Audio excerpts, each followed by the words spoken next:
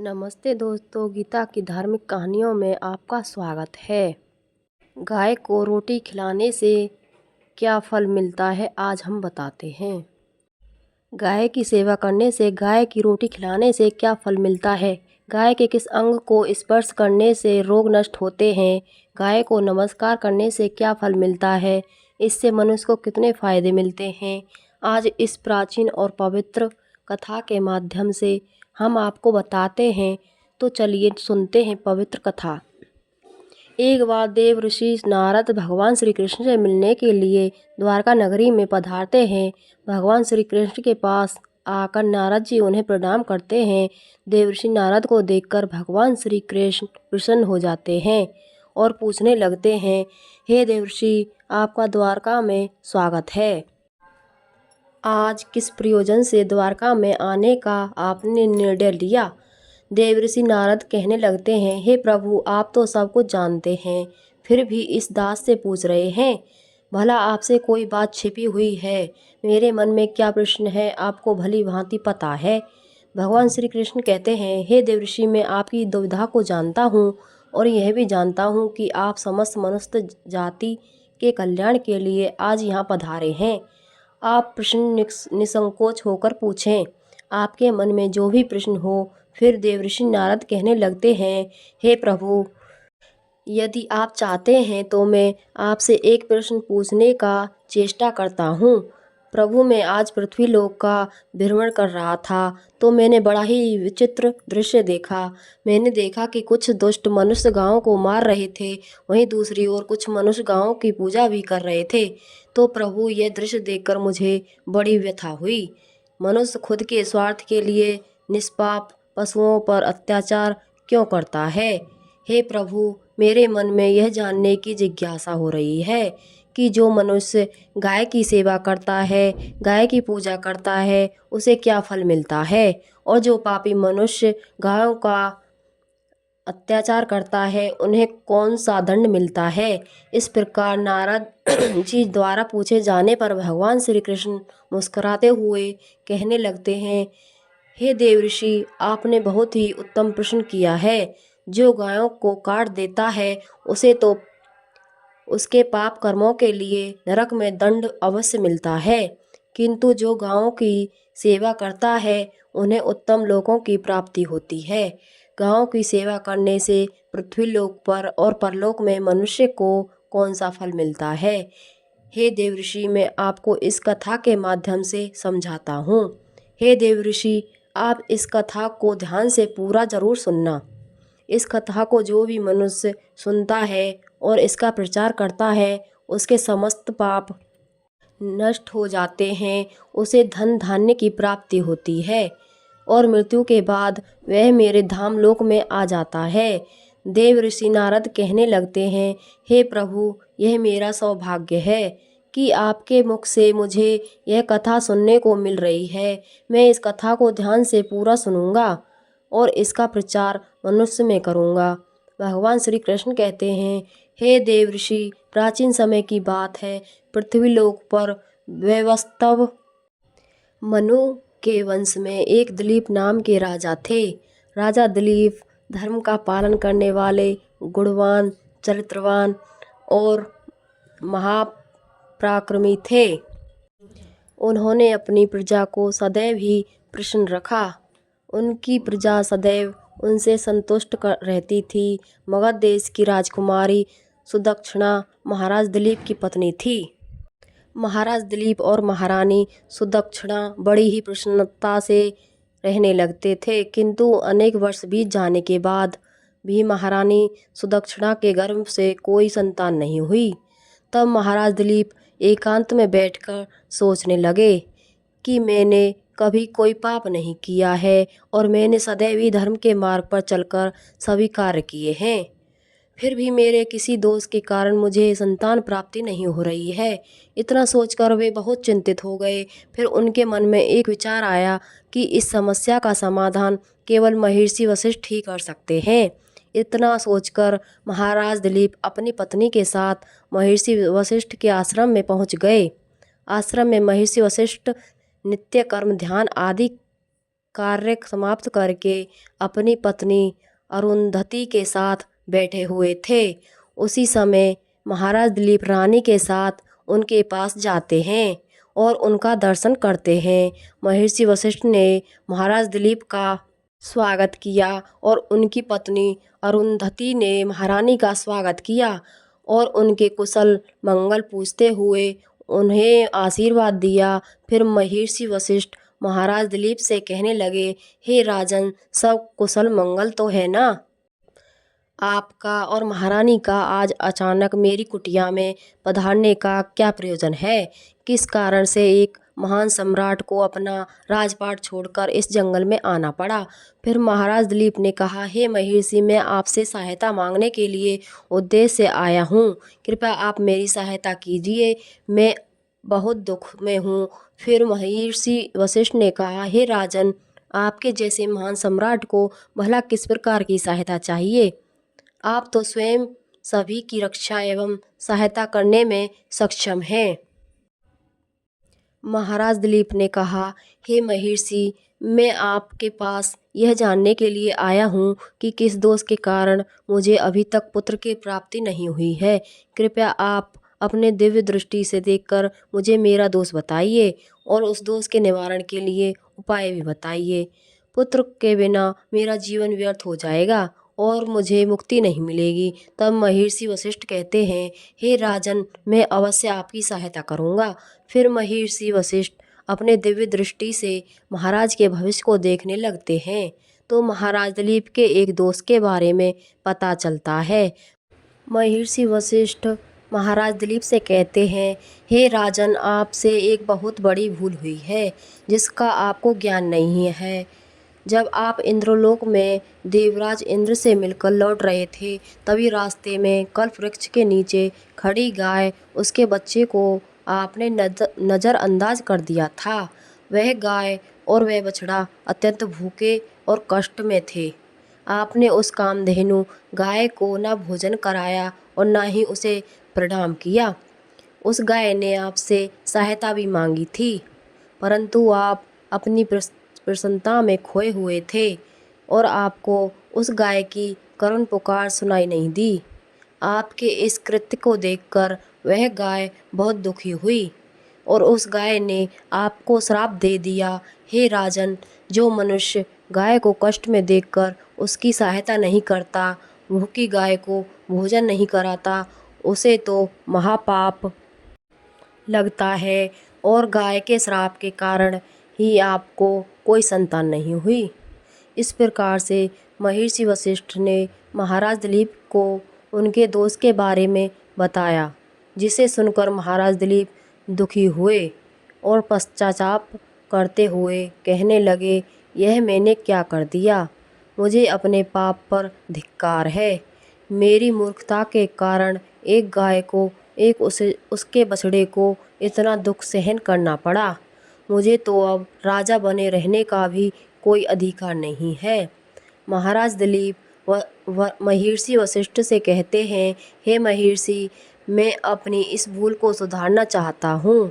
कृपया आप ही मुझे कोई उपाय बताइए जिससे मैं इस घोर पाप से मुक्ति पा सकूँ।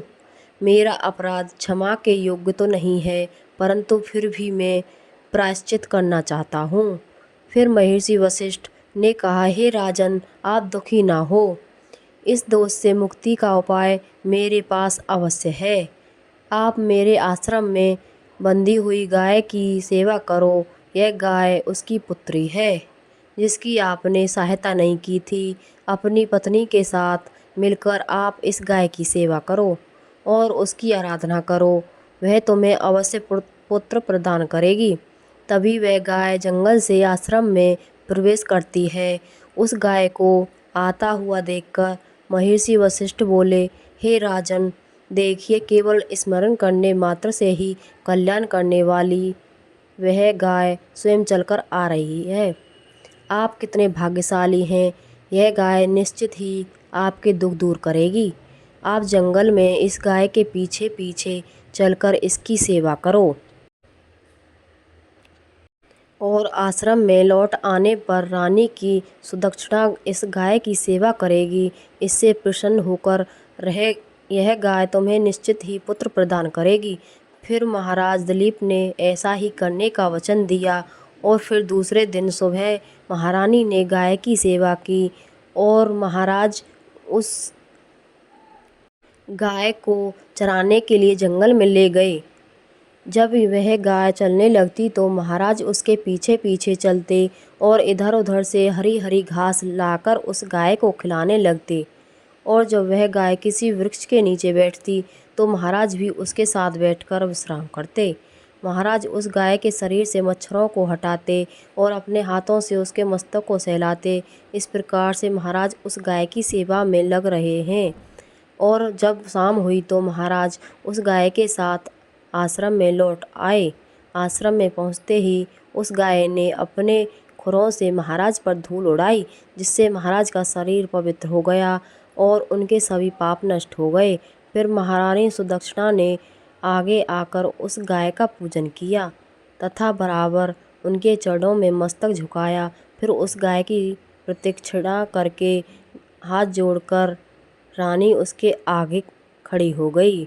फिर उस गाय ने रानी की पूजा को स्वीकार किया और रानी पर अपनी दृष्टि डालकर उनके सभी दोष समाप्त कर दिया।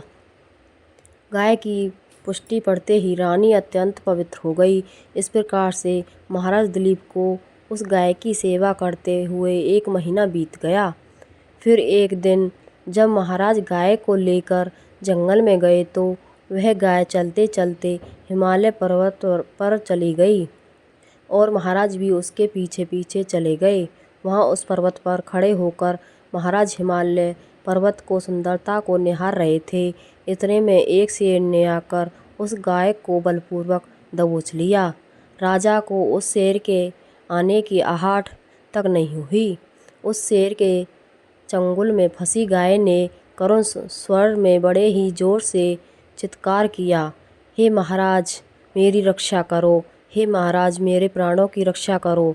जैसे ही महाराज ने उस गाय की पुकार सुनी तो उन्होंने देखा कि एक भयंकर शेर ने उस गाय को दबोच लिया है और उस गाय की आंखों से आंसुओं की धारा बह रही है, जिसे देखकर महाराज बड़े ही चिंतित हुए और उन्होंने तुरंत ही अपना धनुष बाण निकाला और उस शेर को मारने के लिए धनुष की प्रत्यंचा खींची। और उसी समय उस शेर ने महाराज की तरफ देखा। उस शेर की दृष्टि पड़ते ही महाराज का शरीर स्तब्ध हो गया। उनकी सारी शक्ति क्षीण हो गई, उनका सारा बल नष्ट हो गया। अब उसके अंदर उस बाण को छोड़ने की भी शक्ति ना रही। फिर वह शेर महाराज से कहने लगा, हे राजन, मेरे ऊपर प्रहार करना तुम्हारे बस की बात नहीं है, क्योंकि भगवान शिव मेरी ही पीठ पर पैर रखकर नंदी पर बैठते हैं। इसलिए तुम मुझे मारने की चेष्टा ना करो और यहाँ से लौट जाओ। विधाता ने इस गाय को आज मेरा ग्रास नियुक्त किया है, इसलिए तुम इसमें दखल मत दो। मैं जानता हूँ तुम राजा दिलीप हो। इस हिमालय पर्वत पर भगवान शिव की बड़ी माया फैली हुई है, इसलिए तुम तुरंत ही यहाँ से निकल जाओ। फिर महाराज कहने लगे, हे जंगल के राजा, कृपया तुम इस गाय को ना मारो। यह महर्षि वशिष्ठ के संपूर्ण मनोरथ को पूर्ण करने वाली गाय है। इसकी हत्या करने पर तुम्हें महापाप लगेगा। गुरुदेव ने मुझे इस गाय की रक्षा और सेवा करने का आदेश दिया है। इस गाय का एक बछड़ा भी है जो आश्रम पर इसकी राह देख रहा है। मैं इस गाय को मरने के लिए छोड़कर नहीं जा सकता हूँ। तुम भगवान शिव के सेवक हो, इसलिए तुम्हारे हाथ से इस गाय को छुड़ाना मेरे लिए संभव नहीं है। इसलिए हे जंगल के राजा, मेरी तुमसे विनती है कि तुम इस गाय को जीवन दान दे दो। इस गाय के बदले मैं तुम्हें अपना शरीर समर्पित करता हूँ, जिससे तुम्हारी भूख शांत हो जाएगी और इस गाय की रक्षा भी हो जाएगी और मेरे वचन का पालन भी हो जाएगा। साथ ही रक्षा के लिए प्राण त्यागने से मुझे उत्तम गति की प्राप्ति हो जाएगी। इतना कहकर महाराज उस शेर के सामने हाथ जोड़कर बैठ गए और आंखें बंद कर लीं। फिर अचानक राजा के कानों में आवाज़ आई, हे राजन उठो, मैं तुम्हारी सेवा से अत्यंत प्रसन्न हूँ।